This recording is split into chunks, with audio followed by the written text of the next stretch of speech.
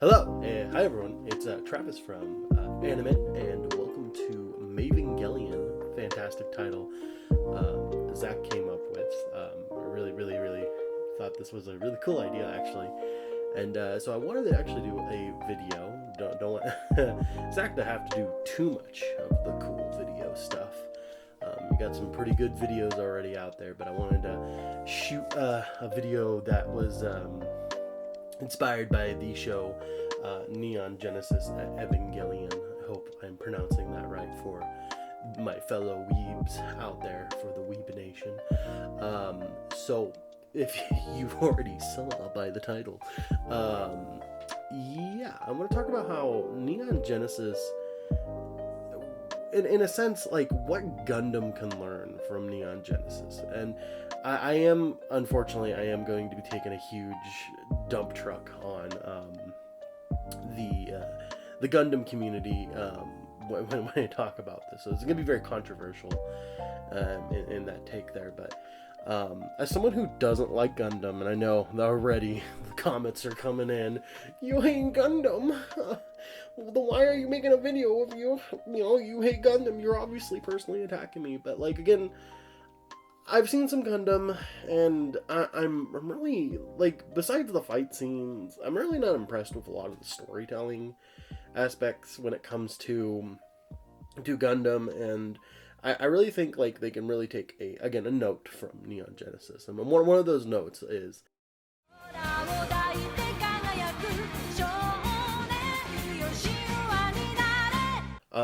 this desolate world, the just look at this dystopian future, and these scenes where they're very quiet add so much value to the overall story. And yeah, I do see that a lot of times in Gundam. Like, I do see where like they linger on positions, but like, you guys love space too much.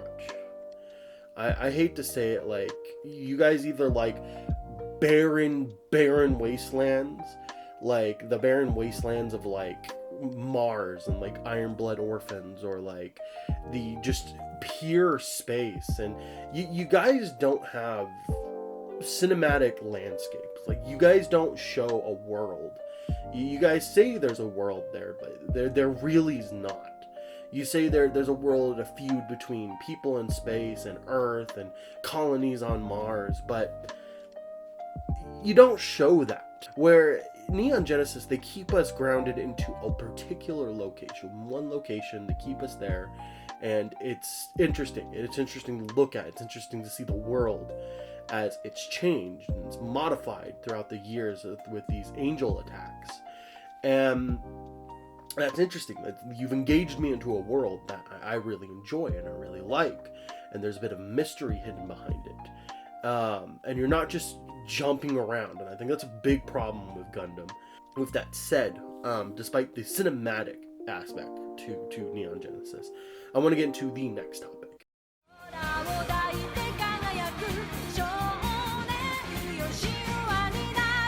My second thing I want to talk about is pacing. Because they have to be creative with the overall, they had to be creative with the episodes because of the amount of budget. I think in Neon Genesis, they do take their time to tell their story, but they equally take their time to show us this beautiful world that they're trying to cinematically show us.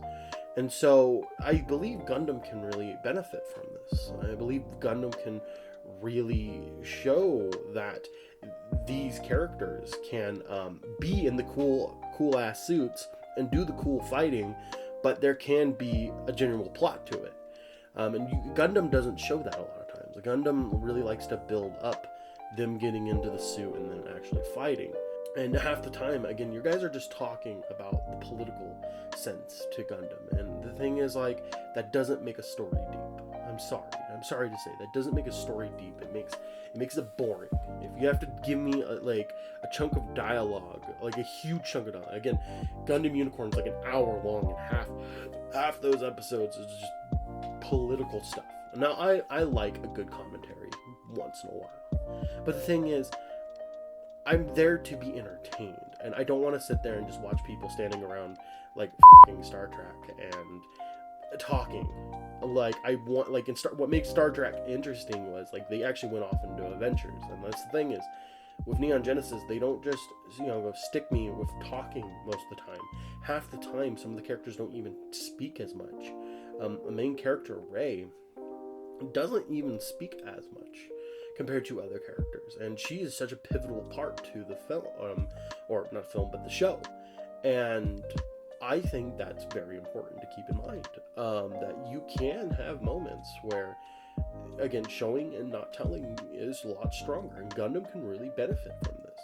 The thing is, you guys want to really keep in mind the fact that Gundam can be just as good, because again, you guys watch it because you like the Gundams, you like the Gundam suits, and the Gundam suits are the coolest thing. Like, that's the coolest thing about Gundam. Let's not kid ourselves.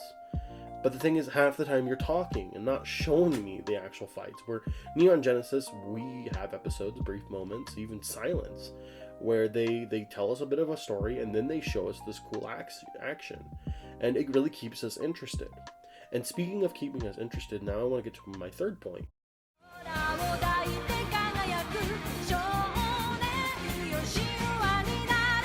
So the third point I want to talk about is characters.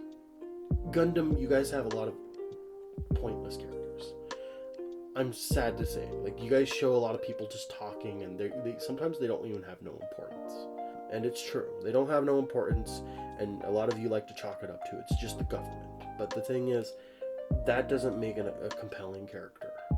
In Neon Genesis, you have a handful of characters that are really interesting, and then you have the government that is holding this Ava project in a sense. Now, in Neon Genesis, your characters are, and again, I'm talking about the original series, your characters are the scientists, and I can't fully recall their names at the moment. Like, there's Shinji's dad, there's the blonde scientist, she's pretty big. Again, I forget her name, I'll just put it on the screen. I do apologize that I forgot her name there. There is Mami Masato, Shinji, Asuka, and Rey. And then again, you could probably also throw in the love interest for Asuka and Mami Masato, but like, he's kind of a big character in that case. But again, you have not too many characters. Each of them they come in when they need to, and a lot of them are genuinely good characters. They're well written for the most part, but for the most part they are well done characters. They have their purpose, they're interesting, and there's a bit of mystery behind them. Sort of like, again, one you can really see one of the characters like from a mile a minute. But again, I'll take one bad character over plenty of good characters any day. Where in Gundam you have, you have good characters, but then you have a bunch of crap characters. So the thing is with Neon Genesis, like, well, I can take one. I can't take like 20 up to maybe even like 4, even when your main character is not that interesting. So regardless, characters are very important to the story, and Neon Genesis, they display these characters just very important.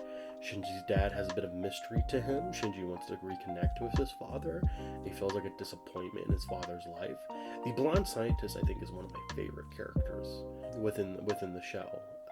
And for a particular episode that I want to talk about, hopefully later, Mami Masato, again, there's a whole video Zach put on why she's just fantastic of a character. Again, Shinji, which as I talked about, and then there's another video Zach put that was really good.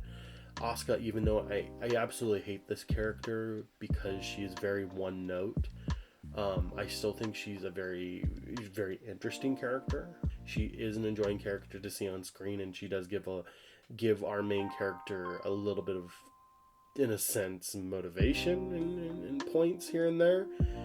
Again, Asuka is probably the biggest character I have problems with the show. And then you got Rey, who's just filled with mysteries and all this stuff. And that's not including a lot of the side cast. Again, that are the side cast members. They add depth to the world. They add depth to the living situation and they're really well thought out, and they're interesting characters to be introduced to the show.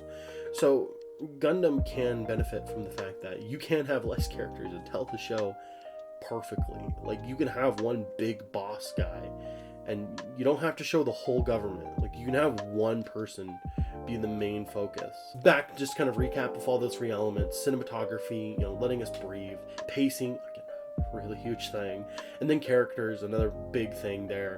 I think these are 3 elements that 100% Gundam can learn from. So I really, guys, hope you liked this video. I hope it didn't just sound like I was spitting out nonsense. I hope you guys really enjoyed it. Got a lot of good feedback. I truly want to enjoy Gundam. I want Gundam to be something I can really watch and have fun watching.